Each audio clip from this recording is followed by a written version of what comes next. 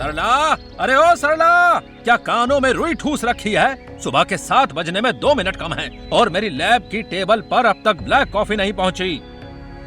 जी आ गई बस। ये लीजिए कॉफी। वो पड़ोस वाली दादी का सांस फूल रहा था तो उन्हें थोड़ा गर्म पानी और दवा देने गई थी, बस उसी में देर हो गई। अरे दवा देने गई थी? वाह, खुद को बड़ी डॉक्टर समझती हो। सरला, तुम जैसे लोग जो सिर्फ 4 जमा 4 8 करना जानते हैं, उन्हें विज्ञान की पेचीदगियां कभी समझ नहीं आएंगी। तुम बस इसी सेवा भाव में अपनी जिंदगी बर्बाद कर दोगी और मेरा कीमती वक्त भी। जी, पर इंसान की जान बचाना भी तो एक तरह की पढ़ाई ही है ना? पढ़ाई? अरे जिसे एटॉमिक मास का मतलब ना पता हो वो मुझे पढ़ाई सिखाएगी। जाओ, जाकर अपनी गाय भैंसों को देखो। मेरी नजरों के सामने से हट जाओ। मुझे अपनी स्मार्ट सिक्योरिटी मशीन पर काम करना है। लखीमपुर गांव के इस आलीशान घर में हर सुबह इसी अपमान के साथ शुरू होती थी, जहां प्रोफेसर चुलबुल अपनी बड़ी बड़ी डिग्रियों के घमंड में अपनी ही पत्नी को मिट्टी के समान समझते थे। दूसरी तरफ गांव में चोरों का खौफ मंडरा रहा था। तभी उनके घर गांव के मुखिया आ पहुँचे और प्रोफेसर के दरवाजे पर दस्तक देते हुए कहने लगे, राम राम प्रोफेसर साहब, क्या अंदर आ सकता हूँ? बड़ी मुसीबत आन पड़ी है। अरे आइए आइए ठाकुर साहब, आपके चेहरे की ये लकीरें बता रही हैं कि गांव के चोरों ने आपकी रातों की नींद हराम कर रखी है। अरे सही कहा आपने, पुलिस के हाथ खाली हैं, पहरेदार डरे हुए हैं। अब आपका ये विज्ञान ही हमें बचा सकता है। सुना है आप कोई ऐसी मशीन बना रहे हैं जो चोर का नाम पता तक बता देती है। नाम पता तो नहीं ठाकुर साहब, पर हाँ, वो मशीन चोर को रंगे हाथों पकड़ सकती है। क्या सच में? जी हाँ ठाकुर साहब, बस कुछ दिन और फिर दुनिया देखेगी मेरा ये आविष्कार। प्रोफेसर चुलबुल और ठाकुर विक्रम सिंह की बातें सुनकर सरला से रहा नहीं गया। तभी उसने सामने आकर कहा, ठाकुर साहब राम राम। पर प्रोफेसर साहब, अगर चोरों ने दीवार फांदने के बजाय नीचे से सुरंग बना ली या फिर... सरला, तुम्हें कितनी बार मना किया है कि हमारे बीच अपनी ये बिना सर पैर की बात मत लाया करो। चलो जाओ यहाँ से। हफ्तों की मेहनत के बाद प्रोफेसर ने एक अजीब सी मशीन बनाई जिसमें ढेर सारे तार और रंग बिरंगी लाइटें लगी थी। पूरे गांव में शोर मच गया। शहर से प्रेस वाले और रिपोर्टर भी आ पहुँचे। नमस्कार दर्शकों, आज हम लखीमपुर गांव में हैं, जहां प्रोफेसर चुलबुल ने विज्ञान का एक ऐसा अजूबा बनाया है जो चोरों का सफाया कर देगा। प्रोफेसर साहब, क्या ये मशीन सच में काम करेगी? ये मशीन कभी फेल नहीं हो सकती। इसमें मैंने ऐसे हाईटेक पुर्जे लगाए हैं जो किसी भी अनजान व्यक्ति के पैरों की आहट को पहचान लेते हैं। तो जैसे ही कोई चोर घर की दीवार फांदेगा, ये मशीन इतना तेज अलार्म बजाएगी कि चोर के साथ साथ उसकी सातों पुश्तें भी जाग जाएंगी। सूरज ढलते ही लखीमपुर में दहशत का पहरा लग जाता था। गलियों में सन्नाटा ऐसा कि अपनी ही सांसें सुनाई दें। लेकिन उस पुरानी खंडर हवेली में जग्गू डाकू अपने खंजर की धार को तेज कर रहा था। तभी उसने अपने चेलों से कहा, सुना है उस किताबी कीड़े ने कोई चीखने वाला डिब्बा बनाया है। हाँ उस्ताद, गांव वाले उसे जादुई मशीन कह रहे हैं। जादू? अरे असली जादू तो जग्गू के हाथ में है। भूरा, जैसे ही बादल गरजे और पहली बारिश शुरू हो, सीधे गांव के बिजली घर पर हमला करना। तार ऐसे काटना कि वो प्रोफेसर अपना चश्मा भी ना ढूंढ पाए। जब रोशनी नहीं होगी तो वो मशीन भी गूंगी हो जाएगी। और उसकी पत्नी सुना है बहुत बहादुर है। अरे औरत है वो, डर के मारे कमरे में छिप जाएगी। आज रात हम उस प्रोफेसर का सारा घमंड और उसकी तिजोरी दोनों लूट कर लाएंगे।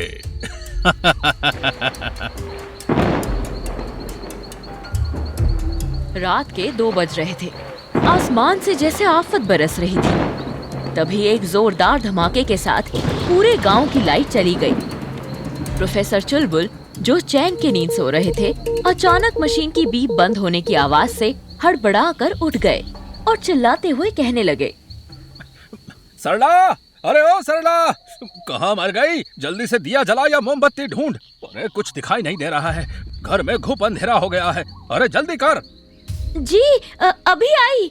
लगता है बाहर बिजली के खंबे पर पेड़ गिर गया है। बाहर से बहुत शोर आ रहा है। अरे तू बाहर का शोर छोड़ और रोशनी कर। मेरी मशीन की बत्तियां बंद हो गई है। ये कम बखत बिजली। सरला जल्दी कर। ये लीजिए।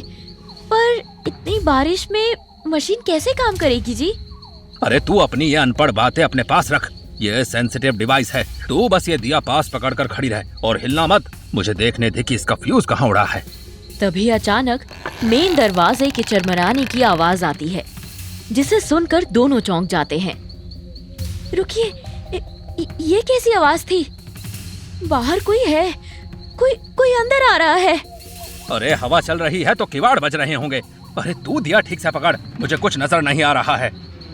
हवाओं का शोर अचानक थम गया था और उस मध्यम रोशनी में दरवाजे की चौखट पर एक साया उभरने लगा। वो हवा का झोंका नहीं, बल्कि काल की आहट थी, जिसने प्रोफेसर के घर की दहलीज लांघ ली थी। दिए की कांपती लौ में जब सरला ने उस भारी परछाई को देखा तो उसके पैरों तले जमीन खिसक गई, क्योंकि मौत अब उनके सामने खड़ी थी। नमस्कार प्रोफेसर चुलबुल जी, कैसे हैं आप? कौन हो तुम? देखो पीछे हट जाओ।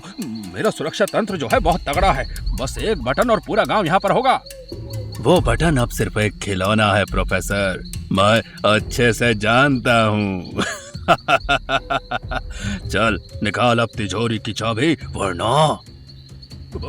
भाई साहब बात सुनिए। देखिए मैं तो बस एक वैज्ञानिक हूँ। सरला कहाँ खड़ी है तू?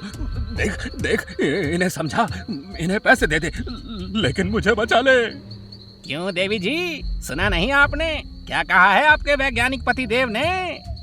हाँ, इन्हें छोड़ दीजिए। मैं बस अभी आई। बस इतना कहकर सरला दबे पांव रसोई की ओर बढ़ी, जहाँ उसकी पुरानी लोहे की कढ़ाई टंगी थी। सरला ने कढ़ाई उतारी, अपनी मुट्ठी कसी और दरवाजे पर खड़े होकर अपनी पूरी जान लगा दी।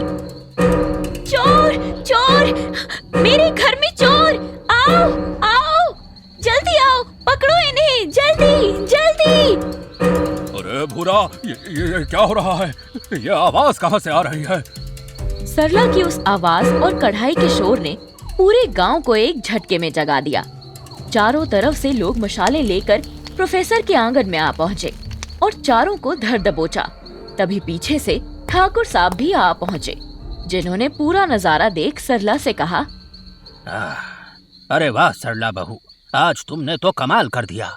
मानना पड़ेगा, तुम्हारी इस सूझबूझ ने आज पूरे गांव की नाक बचा ली। और देखो चोर पकड़े गए, और वो भी बिना किसी बिजली वाली मशीन के।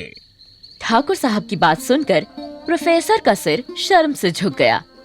तभी उसने बड़ी हिम्मत जुटाकर कहा, ठाकुर साहब आपने बिल्कुल सही कहा। मुझे अपनी पढ़ाई पर बहुत घमंड था। मैंने सोचा था कि मैं सब जानता हूँ, पर आज इस अंधेरे ने मुझे मेरी औकात दिखा दी। मेरी मशीन बिजली की गुलाम थी, और बिजली गई तो मेरी अक्ल भी चली गई। प्रोफेसर साहब, अकल गई नहीं आ गई। हाँ सही सुना आपने। अब आज से अपनी पत्नी को अनपढ़ कहना बंद कर दीजिए, क्योंकि आज सरला ने साबित कर दिया है कि अक्ल का रिश्ता किताबी ज्ञान से नहीं है। उस दिन के बाद प्रोफेसर चुलबुल का घमंड हमेशा के लिए खत्म हो गया। उन्होंने जान लिया कि ज्ञान सिर्फ किताबों के पन्नों में नहीं होता, बल्कि जिंदगी के अनुभव में होता है। सरला आज भी वही साधारण महिला थी, पर अब उसके घर में कोई कम अक्ल का नहीं था। तो दोस्तों, क्या आपको भी लगता है कि डिग्रियां ही इंसान की पहचान होती हैं, या फिर वक्त पर काम आने वाली बुद्धि ही असली डिग्री है? अपनी राय हमें जरूर बताइएगा।